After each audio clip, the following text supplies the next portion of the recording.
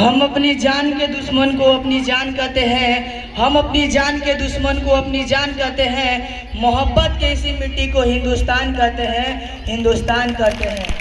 जो दुनिया में सुनाई दे, जो दुनिया में सुनाई दे उसे कहते हैं खामोशी, जो आंखों में दिखाई दे उसे तूफान कहते हैं। जो ये दीवार का सुराग है साहब, जो ये दीवार का सुराग है साहब, चाइना, अमेरिका, पाकिस्तान साजिशों का हिस्सा है, मगर हम इसे अपने घर का रोशनदान कहते हैं, अपने घर का रोशनदान कहते हैं।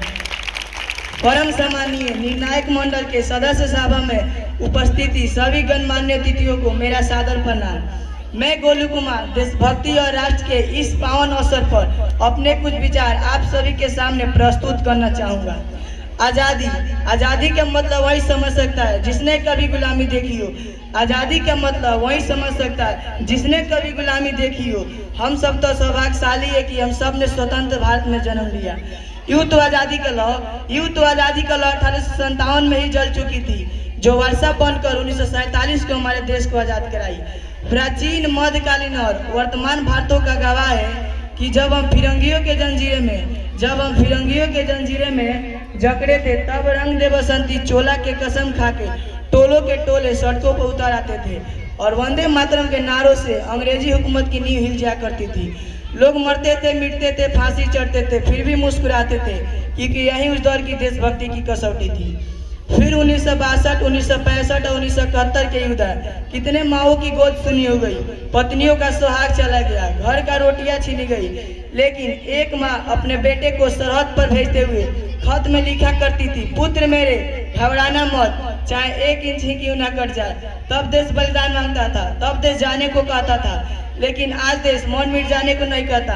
मेरे विचारों से यदि कोई व्यक्ति अपना काम पूरी मेहनत, पूरी ईमानदारी और पूरी लगन से करता है, वही सबसे बड़ा देशभक्त है। मैं नहीं मानता कि फेसबुक की डीपी तिरंगे में रंग लेना देश प्रेम है। मैं नहीं मानता कि साल में 2 बार हाथ में झंडा उठा लेना देश प्रेम है। फुटपाथ पर रहने वाले नंगे पाँव जब बच्चा ट्रैफिक सिग्नल पर तिरंगा बेचता है, तो उसकी देशभक्ति नहीं बल्कि भूख का मजबूरी है। वह न मंदिर जानता है, न मस्जिद जानता है, वह सिर्फ भोजन का निवाला जानता है। देशभक्ति है अपने परिवार, अपने समाज और अपने देश के लिए कर्तव्यनिष्ठ रहना देशभक्ति है। देशभक्ति है यदि तू परिंदा है तो आसमान भी तेरा है, यदि तू दरिंदा है तो शमशान भी तेरा है। लेकिन सबसे बड़ी देशभक्ति तब नष्ट होती है जब एक बेटा अपने बूढ़े माँ बाप को वृद्धाश्रम की चौखट पर छोड़ आता है। और वहीं आज हम ऐसे समाज में जीते हैं जहाँ दूसरों को, बहन बेटियों को ऊपर सवाल उठते हैं और अपने गलतियों का मजाक बन जाता है। हम ऐसे समाज में जीते हैं जहाँ मूर्तियों को चढ़ते हैं 56 भोग और इंसान भूखा सो जाता है। मजदूर को मजबूर नहीं, मजदूर समझिए, गरीब को दान नहीं काम दीजिए। अगर देना ही है तो जीते जी रक्तदान और मरने के बाद अंग दान दीजिए। ना सरकार मेरी है ना रम मेरा है, ना सरकार मेरी है ना रम मेरा है, ना ही कोई बड़ा सा नाम मेरा है। बस मुझे इस बात का गर्व है कि मैं हिंदुस्तान का हूँ और हिंदुस्तान मेरा है। हम कहते हैं कि हम दुनिया के सबसे बड़े लोकतंत्र हैं, लेकिन अफसोस अब इंसान पैदा नहीं होते। राष्ट्र निर्माण के लिए ना हिंदू चाहिए, ना मुसलमान, ना सिख, ना ईसाई, सिर्फ एक अच्छा इंसान चाहिए। हमारा राष्ट्र निर्माण तब संभव होगा जब महिलाओं की पूजा नहीं बल्कि उनकी इज्जत की जाएगी, जब जातिगत आरक्षण नहीं बल्कि सामाजिक शक्तिकरण का बात होगा, जब स्वच्छता अभियान सिर्फ सरकार का नहीं बल्कि हर एक नागरिक का बनेगा, गरीब बच्चे मिल डे मील के लिए नहीं बल्कि ज्ञान के लिए सरकारी स्कूल जाएगा।